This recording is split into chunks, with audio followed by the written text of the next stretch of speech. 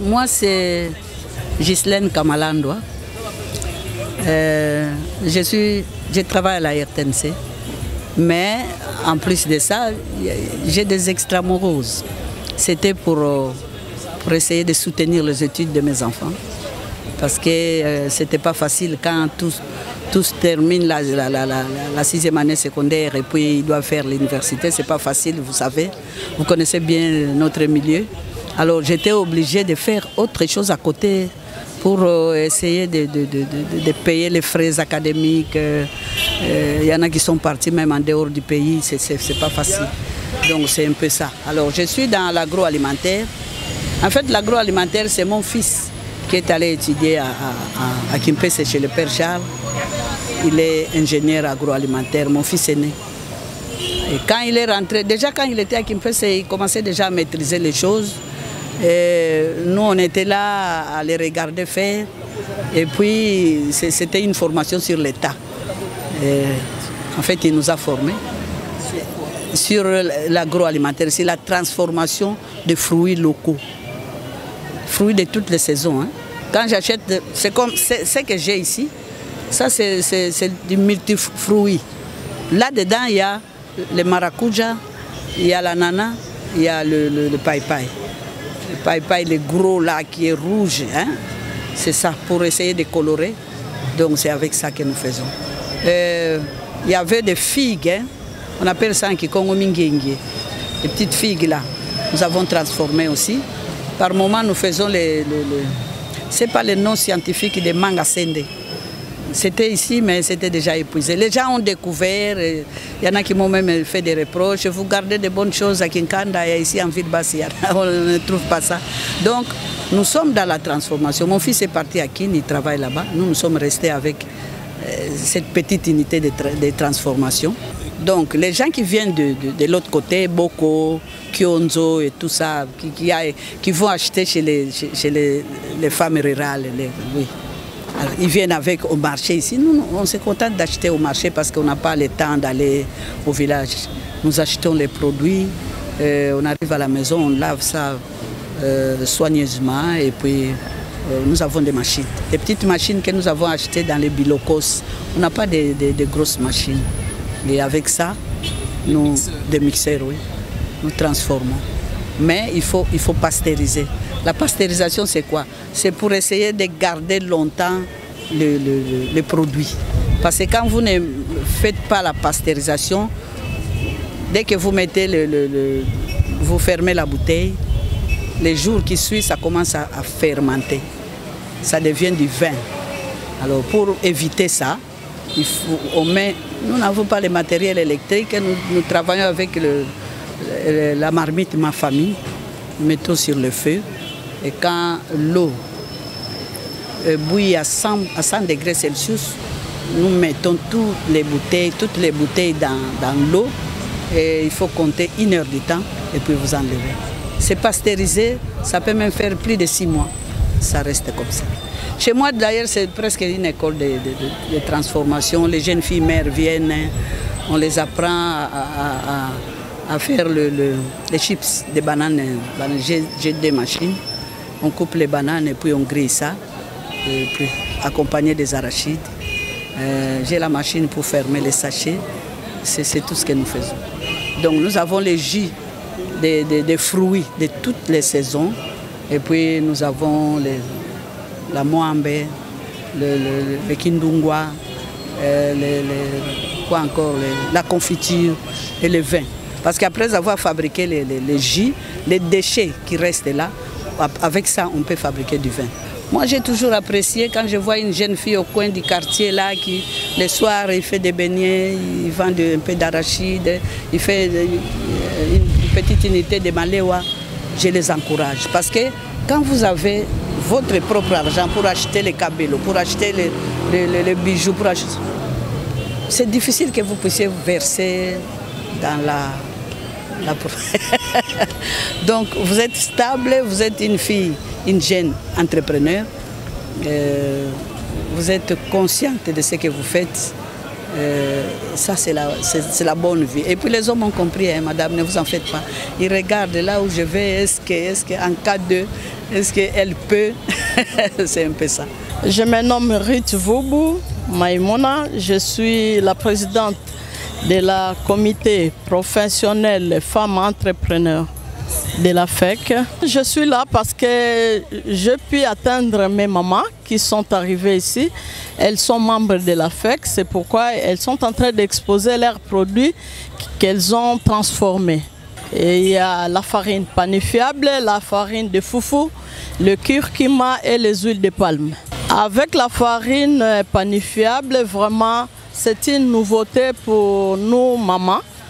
Mais on a déjà fait 3 éditions avec. On a présenté nos produits transformés en gâteaux, en biscuits, en pain, en gâteau de fête. On a fait beaucoup de choses. Nous avons besoin de l'autonomisation de la femme financièrement et économiquement parce que celle-là, elle doit atteindre un niveau un peu plus parce que nous voulions que toutes les femmes puissent avoir un niveau.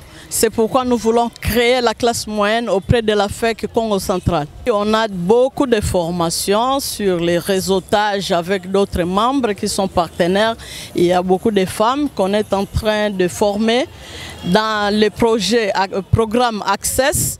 C'est vraiment un programme phare de la FEC, de la production jusqu'à l'exportation. Donc c'est ça le projet que la FEC anime aux femmes de toutes les provinces de la République démocratique du Congo. Je veux que la femme ou la fille, qu'elle soit mère ou jeune fille, qu'elle puisse intégrer à la formation et parce que la FEC a besoin de toutes ces femmes-là d'apprendre beaucoup. Chez nous, la formation, c'est juste 4 jours. Vous avez déjà 5 ou 6 thématiques. Et les moyens, parce que c'est... Non, on ne demande pas l'argent. Elle est là, tu peux lui demander. On n'a jamais demandé l'argent. Parce que d'autres sont occupés au bureau. Sinon, elles seront là. Je m'appelle M. Jadon Ngoma, Pistis. Je suis propriétaire de la société. Je suis le président de la société Dynamis SA. Dynamis SA, ça c'est un mot en amérène qui veut dire puissance potentielle. Nous avons choisi, n'est-ce pas, à la protection, n'est-ce pas? Et pour protéger, il faudrait qu'il y ait une puissance. Une puissance qui doit être inhérente et aussi une puissance potentielle pour une meilleure protection. En tout cas, nous avons apporté gros. Nous étions inspirés surtout par la pandémie, ce que nous avons connu comme coronavirus, et puis nous avons des épidémies, des maladies, autant plus que nous ne pouvons pas oublier aussi la malaria. Et c'est ce qui nous a poussé. Nous avons quitté le pays pour aller apprendre ce que nous faisons, ce que nous allons exposer aujourd'hui en Istanbul, en Turquie, où je suis allé faire la formation, n'est-ce pas, pour cette nouvelle technologie. Les nouvelles technologies qui ont lieu maintenant aujourd'hui. C'est quoi? Prenons par exemple aujourd'hui, nous voyons la désinfection avec des pulvérisateurs manuels. Oui. Or, dans notre ici, c'est une pulvérisation le plus efficace. Voilà pourquoi nous avons amené le drone. Le drone est là. Il a la capacité plutôt de 15 litres. Donc il peut s'envoler et il peut désinfecter partout. Alors, par exemple, nous avons des maringouins à Inga, n'est-ce pas? Et les maringouins maintenant habitent là où nous ne pouvons pas arriver. Mais avec cette technologie, vous pouvez atteindre, à partir d'ici, je peux aller à 5 km. Même à partir d'ici, s'il faut aller désinfecter, il faut aller à 5 km. Donc je suis capable de le faire. Donc je peux atteindre n'importe quelle dimension avec la désinfection. Vous comprenez? Donc le drone, nous avons là. Et puis nous avons aussi les pulvérisateurs, notre pulvérisateur électrique. Les pulvérisateurs électriques ici, quand vous allumez, donc vous pouvez même atteindre un niveau de 15 ou 20 mètres. De G? Oui, de G. Donc nous avons ici, lui il est électrique, il a aussi une batterie. Et pareil avec ça, il est aussi électrique et en même temps manuel. Donc je peux aller travailler même en brousse, je n'ai pas de quiétude. Je vais avec ma batterie, je charge avec autonomie de 3 heures du temps, donc je peux bien travailler. Pour le moment, nous sommes dans la province du Congo central, mais bientôt nous allons être installés à Kinshasa. Le matériel que vous voyez ici, et nous en avons assez, même pour toute la République. Et vous allez voir même dans nos images, quand nous avons eu le coronavirus, nous avons désinfecté la ville entière en 3 jours avec l'ancien gouverneur qui venait d'être ici. Nous avons désinfecté toute la ville. Et la drone ici, c'est la première en Afrique centrale. Il n'y en a pas.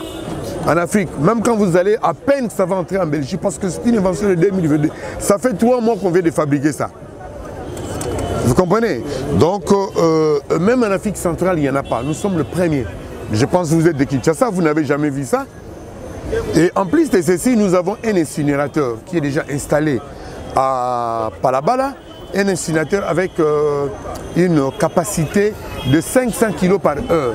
Et là, nous pouvons brûler n'importe où des produits dangereux, n'importe quel produit, parce qu'il a un système de filtre. Donc, il n'y a pas de pollution avec cette machine. Vous comprenez? Et rendez-vous compte, aujourd'hui, vous allez demander même Pérenco chez nous ici. Ils vont aller incinérer leurs déchets dangereux au Gabon. Et au Gabon, il n'y a qu'un incinérateur de 300 kg par heure. Mais nous en avons maintenant de 500 kg par heure.